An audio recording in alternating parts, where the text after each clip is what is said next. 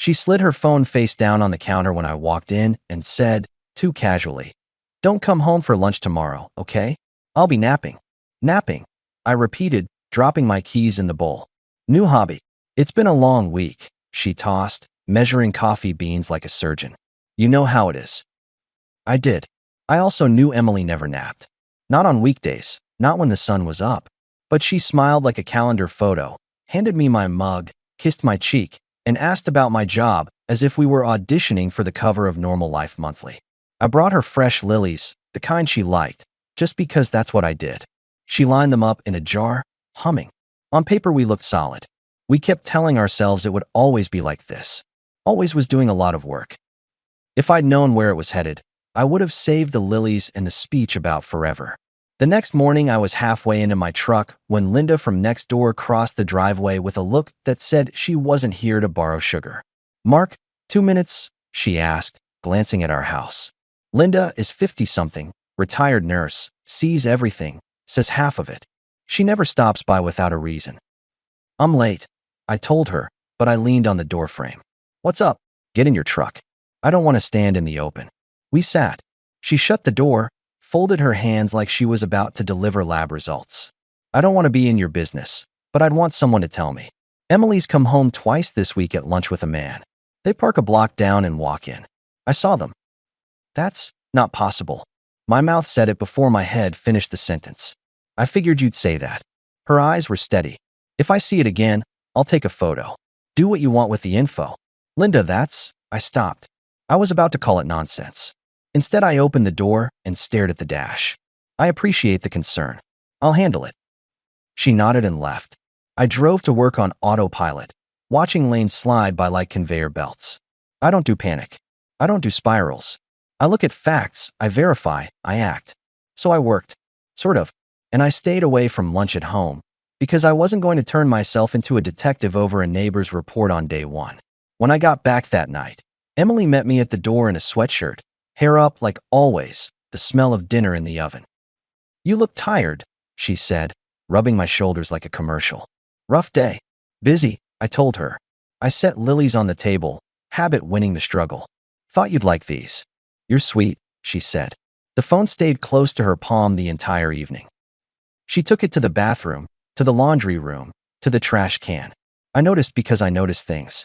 I also noticed that she cued a laugh before I finished any story, like she was playing a part on delay.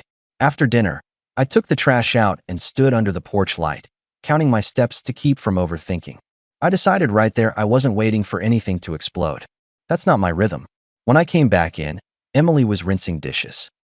"New ground rules," I said, drying my hands. "We've gotten sloppy with our calendars. From now on, I want anything that touches the house, deliveries, guests, appointments, on the shared calendar. If someone's coming by, I get a heads up. I'll do the same." She blinked. "Since when do you micromanage my lunch hour?" "I don't. I manage the house. Boundaries keep the place clean in more than one way." "That's dramatic," she muttered, scraping a plate. "It's my home too." "Exactly why we use a shared calendar," I said, then took out my phone and created the rule right there. "Also, I'm shifting my schedule. I'll be in and out at lunch a couple times a week to use the home office. That starts tomorrow." She froze just enough to register, then smiled. "You don't trust me? I trust clear agreements. The rest is easy." She rolled her eyes like I'd asked her to wear a name tag to bed. "Fine. Calendar. Heads up. Congrats on reinventing the wheel." "Great," I said, and kissed her cheek. Her skin was cool. The phone was still in her hand. By noon the next day, I swung by the house with a laptop bag and a bagel. No car out front. I walked in, checked the rooms like a contractor. Bedroom empty, curtains the way she left them. The place smelled like her shampoo and lemon cleaner. I opened the fridge, wrote a sticky note. "Love you, see you tonight." Then I left. That evening, she was all warmth again. "How was your surprise lunch visit?" she asked, spooning food onto my plate.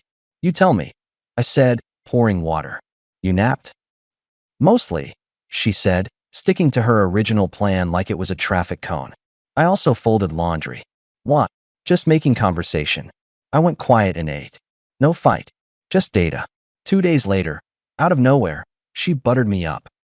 "Hey," Emily said, halfway through Saturday pancakes. I've been off. I know. Work's been insane. I've been snippy for no reason. That true? It is. She reached across and squeezed my wrist. Thanks for being steady. I'll do better. Starting with deleting a few dumb group chats that drain my time. That's a solid start. I also made you a playlist for the gym, she added, smirking like old times. Remember when I used to do that? I remember, I said. It felt like we'd snapped back into place for a minute. I loosened the knot in my chest just enough to breathe. On Monday, I hit my shop early. Gabe from my crew came by with invoices. You good? He asked, scanning my face. Gabe's the kind who speaks like a drumbeat. Short, loud, true. Sorting a few things, I said. You look like you slept in a toolbox. Want coffee? I've got it, I said. But do me a favor. Starting this week, I'm sticking to the shop till 5 sharp. No last-minute home runs. I've got to protect evenings. Problem at home? Schedule maintenance, I said. Keeps engines from blowing. He grunted. You're the boss. That was scene 1 of my week. I adjusted my life so my windows were clear. When you eliminate noise, what's left is signal. Tuesday morning, I was halfway down the stairs when I heard a tiny buzz from the counter. Emily came in from the garage, cradling her phone. Forgot my charger, she said. See you tonight? Text me your lunch plan, I told her, tying my shoe. Just like we agreed. Right? She said, planting a quick kiss and moving through me like fog. She didn't text. I didn't chase. At noon, I drove past the house. No car I recognized out front, but the side gate was unlatched. In the evening, she turned the charm dial up to 8. You coming home on time? She texted around 4. I'll make that pasta you like. On time, I wrote back. When I arrived, she had jazz on and the kitchen lit like a magazine. She handed me a glass of iced tea and leaned on the counter. I know the calendar thing annoyed me, but I get it. We got too comfortable. I'm in. Then use it, I said. I will. She touched my cheek. You're a good man, Mark. Hold me to it, I told her. Same way I hold you. She laughed, but it wasn't light. You and your rules. Rules keep the roof from leaking. We ate. We watched a show. For a second there, I thought maybe Linda had misread 2 people hugging on a sidewalk and built a story. Hope is a stubborn animal. It lives on scraps. A week later, I opened my door at 7 a.m. and found a plain white envelope on the mat. No note. I stood in the kitchen, peeled it open, and slid out 4 glossy prints. 2 people walking up my front path, arms around each other like they'd practiced. The man looked sideways, profile sharp. The next photo showed the same guy at my doorway, my wife's hand on his waist. In the third, her keys were in the lock. The fourth caught them halfway into the house, backs turned. I didn't need more. I stared until the guy's face clicked in my brain. He worked at our favorite bar. Not bartending, waiting tables mostly, sometimes working the register. I'd tipped him, I'd joked with him. Tyler. He always called me boss, like it was a compliment. I slid the photos back into the envelope like I was sheathing a tool and tucked it into my briefcase. No theatrics. No kitchen monologue. On my way out, I fixed the side gate latch. At the shop, I cleared my day. Emergency? Gabe asked, watching me move parts. Have to adjust my evening, I said. Can you cover the Peterson pickup? Done, he said. You sure you don't want me to stick around? Not necessary, I said. I've got a plan. Half an hour before quitting time, I stopped by a flower stand and bought lilies. Habit can be a weapon when you turn it. I texted Emily. Dinner out? Your call. She replied with a heart and the name of the bar we always went to for easy nights. Lights low, polite staff. I smiled at the steering wheel. That worked. We sat in a booth near the wall. The place smelled like citrus and floor cleaner. Emily reached for my hand and threaded her fingers through mine. I'm glad we're doing this, she said. Feels like us. That's the idea, I told her. I ordered water. She ordered a spritzer. Tyler was working the other side of the room, moving plates like he was underwater. He glanced our way and then quickly away like he'd stared at the sun. I made conversation about Gabe, the shop, a supplier who couldn't tell time even with a watch. You still mad about the calendar thing? She teased, stirring her drink. I'm past it, I said. We got clarity. A few minutes in, my phone buzzed. Gabe, everything good? I typed back, better than good. Talk tomorrow. I pushed back from the booth. Work? Emily asked, tilting her head. Quick call, I said, standing. Don't miss me. I stepped outside, faced the parking lot, and counted to 60. Then I went back in, took the long route to the booth, and saw my wife at the bar, elbow propped, talking to Tyler with a smile I hadn't seen in months. Let me pause the story for just a second. If you're still listening, please hit the like button on this video. It really helps YouTube show this story to more people. Thank you so much for the support. Now let's get back to the story. His shoulders were tight, his face caught between bold and careful. They didn't see me. Tyler leaned in an inch too far. Emily laughed softly, a sound made for corners. I walked up behind her and laid 2 fingers on the counter. She flinched like she'd touched an outlet. Tyler straightened, mouth open. Emily turned slowly. We're not doing this here, she breathed, eyes darting. Don't make a scene. No scene, I said. Just a sentence. I met her eyes. You will never step into my house again. She went white. Tyler stared at the taps. I didn't wait for replies. I turned and walked out. That line wasn't a threat. It was policy. Outside, the air felt clean for the first time in weeks. I drove home steady, no music. At a hardware store on the way, I bought new door codes and a set of storage bins. At the house, I opened closets like I was working a job site with a checklist. Clothes into bins. Shoes paired, bagged. Cosmetics and personal items boxed. I left the shared kitchen stuff, the couch blanket we both used, the photo albums. I set her suitcase by the door and put the envelope on the table. Gabe texted once. Need backup? I wrote, just logistics. I changed the code on the garage keypad and removed Emily's car from the app that opened the door. I made 2 piles of documents. Mine, hers. I logged into our bank and set up a separate account for my paycheck starting tomorrow, leaving half of what was in the joint account where it was and closing autopay for anything with both names. No drama. Just a firewall. My line wasn't charity and wasn't cruelty. It was order. She came home fast. I heard her tires at the curb, the front door try, then the key clicking on a lock that no longer recognized her. She banged once, realized it wasn't a random jam, and knocked the way you knock when you're trying to remember if you're late or early. I opened. She took in the suitcase first, then the bins. Her eyes landed on the envelope. What is this? Emily asked, stepping in. Evidence, I said. Open it. She slid out the photos. Her face didn't crumble. It shut down. That told me enough about preparation. She didn't ask how I got them. She didn't ask when. She knew. I can explain, she said, placing the photos on the table carefully, as if the paper might bruise. It's not. I don't need your version. I cut in. My respect is out of the house. You'll follow it. That man, you know him. He works here. It's nothing like you think. I know exactly what it's like, I replied. It's done. The suitcase is yours. The email you'll get in a couple of days is a formality. You'll sign it, and we're finished. She reached for my arm. I didn't move. I didn't give it. Don't throw us away like this. I'm not throwing anything, I said. I'm taking out the trash schedule and sticking to it. That's cruel. Cruel is building a double life in my house and leaving me to fund the lighting. Her jaw set. You're overreacting. No, I'm reacting once, I said. You're not staying here tonight. Your sister lives 10 minutes away. Go there. If you want to pick up the rest of your things, text me 2 times you'll come by. I'll choose one and be here. New rule. She swallowed. We can talk in a couple days when you're calmer. I'm at my calmest, I told her. That's why you should hear me. This is final. She nodded slowly like a student told to repeat the answer back. Then she tried version 2 of the old playbook. Softness. Mark, she said, voice small. I'm sorry. I am. I've been stupid. You're the only person who treats me like I matter. Please, let me fix this. I'll get counseling. I'll do anything you ask. I asked for respect, I said. I won't negotiate for what should be basic. Tears sat there, ready.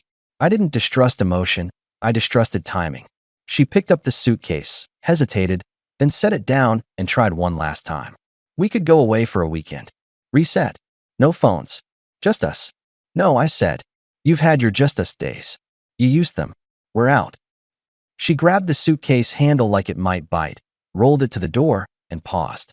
You'll regret this, she said, not as a threat, more as a hope. Not likely, I said. Lock the door behind you. The door clicked shut. The house went quiet. Not dead quiet. Clean quiet. I sat at the table, looked at the envelope, and exhaled. I texted Linda. Thank you. You were right. She replied with a heart and a simple, I'm sorry. The next 48 hours were a parade of steady steps. I called our internet provider and set a new password. I took Emily off the garage app officially, no backdoor. I moved valuables into a locked cabinet not because I thought she'd take them, but because I like clean lines.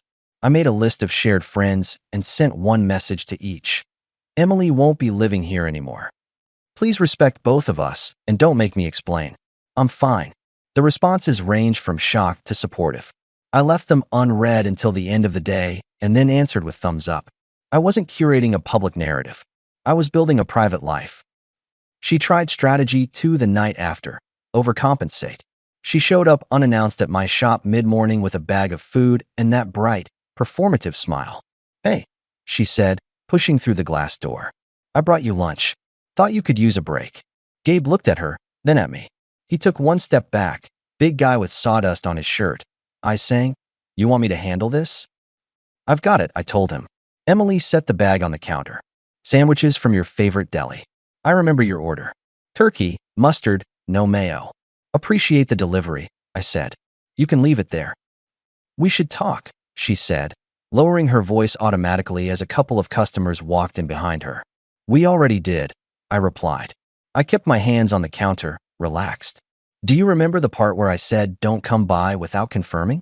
New rule applies everywhere. I didn't think it counted for the shop. It counts anywhere I stand, I said. Step outside, I'll walk you to your car. She stared at me, then at Gabe, then at the customers, gauging the leverage.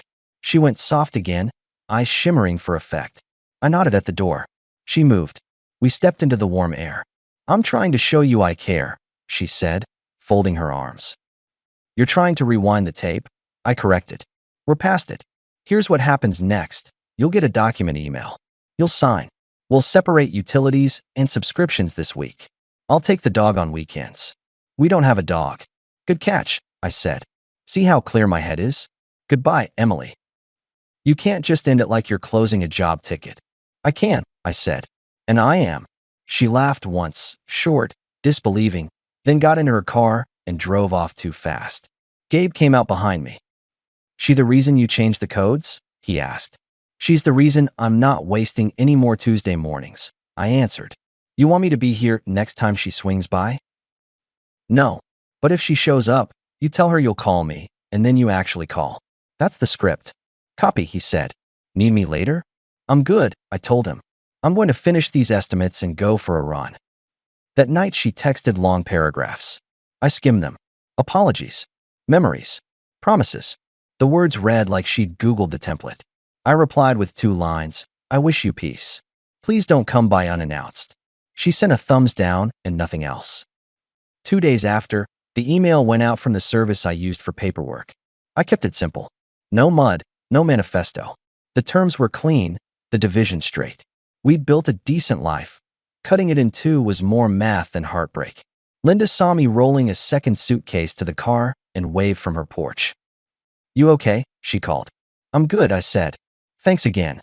Don't thank me, she said. Just live well. That's the plan. On Saturday, my friend Dana hosted a barbecue. I almost skipped. Then I realized staying home would look like I was hiding, and I don't hide in my own life. I showed up with potato salad and a smile that wasn't fake. Halfway through, Emily walked in with a friend of Dana's I vaguely knew. She looked around, saw me, squared her shoulders, and approached. Her audience adjusted their chairs without meaning to. You could feel it. We can talk outside, she said, chin tilted in that way people use when they think posture is power. We're good here, I told her, keeping my voice even. I'm not discussing private matters at a friend's house. It won't take long. I'm not discussing private matters at a friend's house, I repeated, letting the words sit. Respect the boundary or leave. She glanced at Dana, at the dozen people now fake chatting, ears forward. She pulled out a folded paper like a magic trick. I signed the email, she said, holding it out. See? I'm cooperating. I didn't take the paper. Send it through the platform. This isn't for show. Somebody coughed. Dana looked at Emily gently. Maybe give him space. Emily's smile looked glued on. I'm trying to be mature. I nodded. Then be mature somewhere else. I held her gaze another second and then turned back to the grill. She stood there a beat, waiting for someone to pick a side. No one did. She left. That was my public line drawn with a pencil as steady as a carpenter's marking knife. After she went, people went back to their conversations like the channel had changed. Dana handed me tongs. "You need a better hobby," she said under her breath. "I'm upgrading," I said. The following week was quiet. Logistics replaced arguments. The house felt like a space again, not a stage. I slept straight. I cooked simple meals. I stopped buying lilies because I didn't need props. I replaced the photo on the entry table with one of my crew after we'd finished a brutal remodel. Sweaty, satisfied, laughing like idiots. Real. Tyler, remember him? Showed up once more at the edges of my life. I was picking up a takeout order when he came in for a coffee. Spotted me, and stalled like a deer on a green light. "Boss," he said, throat tight. "Can we talk?" "About what?" I asked, keeping my body pointed at the counter. "I didn't mean to cause problems," he said. "It just stopped meaning anything 5 minutes ago." I cut him off. "You made your choices. I made mine. We're square." He nodded, small, relieved and humiliated at the same time. "That's not my concern." He left with his cup. I left with my food. I didn't tell a manager, didn't post a story, didn't build a file. I fixed what's mine to fix. That's enough. By the end of the month, the paperwork was done. Emily moved into a small apartment near her sister.